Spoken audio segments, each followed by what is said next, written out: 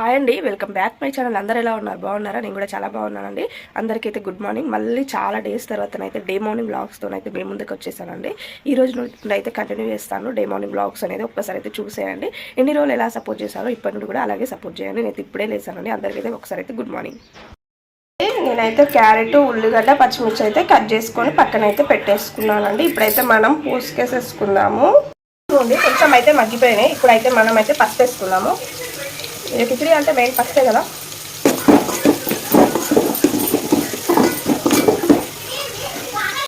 Rice and మామిడికాయ పచ్చడి ఈ రెండు కాంబినేషన్ కలుపుకొని తింటే మాత్రం సూపర్గా ఉంటుంది. ఇప్పుడు నాకు మా ఆయన తినిపిస్తాడు చూడండి.